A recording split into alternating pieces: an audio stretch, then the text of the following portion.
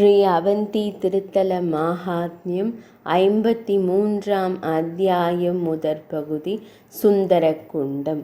சனத்குமாரர் கூறினார், புனித விரதங்களை கடைபிடிப்பவரே, பூமியில் உள்ள அனைத்து தீர்த்தங்களும் எப்போதும் அவந்தியில் உள்ள சுந்தர தீர்த்தத்தில் நிலைநிறுத்தப்படுகின்றன. வியாசமாமுனிவர் கூறினார், இந்த சுந்தர குண்டம் என்ன? பூமியில் எந்த நேரத்தில் இது தோன்றியது? யாரால் இது உருவாக்கப்பட்டது? தெய்வம் யார்? இதன் பலன் என்ன அறிவிக்கப்பட்டுள்ளது? சனத்குமாரர் கூறினார், சுந்தரர் என்ற குண்டம் மிகவும் புனிதமான புனித தலங்களில் தோன்றிய நேரத்தை கேளுங்கள். இது அனைத்து பாவங்களையும் அழிக்கும். இது விரும்பிய பொருள்களை பூர்த்தி செய்கிறது. அதை குறித்து கேட்டாலே போதும், பிராமண வதம் செய்த பாவம் கூட நீங்கிவிடும். அது குதிரை யாகத்தை விட புண்ணியம் நிறைந்தது. அது 100 வாஜபேய யாகங்களை விட சிறந்தது. முன்பு வியாசமா முனிவரே, கல்பத்தின் முடிவில் முழு பூமியும் கிட்டத்தட்ட அழிக்கப்படுகிறது.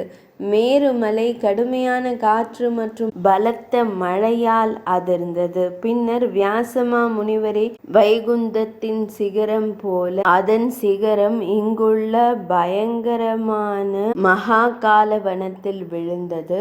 அது நித்தியமானது, அது அழியாதது மற்றும் மர்மமானது மற்றும் இரகசியமானது. சிகரம் விழுந்தபோது திடீரென்று நன்கு வரையறுக்கப்பட்ட ஒரு குளம் உருவானது. அதில் தெளிவான நீர் இருந்தது. படிகள் இரத்தினங்களால் ஆனவை. மணலை போல முத்துக்கள் அதை நிரப்பின. உயர்ந்த இடம் தங்கத்தால் ஆனது. அது தங்க தாமரைகளால் அழகாக தெரிகிறது. பல கல்ப மரங்கள் அதில் ஒரு நல்ல நிழலை உருவாக்கின. சிந்தாமணி ரத்தினங்கள் உயரத்தை மூடியிருந்தன. குண்டம் ஹம்சங்கள், அன்னங்கள் மற்றும் கரண்டவர்களால் நிறைந்திருந்தது மற்றும் சக்கரவாக பறவைகளால் பிரகாசமாக அலங்கரிக்கப்பட்டிருந்தது. மருத்துவ மூலிகைகளின் விதைகள் சுற்றி சிதறி கிடந்தன. அது அனைத்து தத்துவங்களாலும் கொள்கைகள் பலப்படுத்தப்பட்டது. கல்பத்தின் முடிவில் கூட இந்த தத்துவங்கள் எங்கும் அழியவில்லை. அந்த அனைத்து பெரிய தத்துவங்களும் அங்கேயே ஆளுமைப்படுத்தப்பட்ட வடிவத்தில் உள்ளன. வேதங்கள், சாஸ்திரங்கள், புராணங்கள், கீதைகள், பாஷ்யங்கள், பாடல்கள், ஷராசரங்கள், அழியும் மற்றும் அழியாதவை, ஓம்காரம், வஷட்காரம், 3 பாதங்களை கொண்ட பெரிய காயத்ரி, காலத்தின் அலகுகள், காலங்கள், காஷ்டங்கள், முகூர்த்தங்கள், லபங்கள், திருதிகள், பலாக்கள், கதிகள், பகல், இரவு, யமங்கள், பக்ஷங்கள் என்று அழைக்கப்படும் 15 தினங்கள், மாதங்கள், ருதுக்கள், வருடங்கள் மற்றும் யுகங்கள். இவை அனைத்தும் குண்டத்தில் தனிப்பட்ட வடிவங்களில் நிலைநிறுத்தப்பட்டுள்ளன.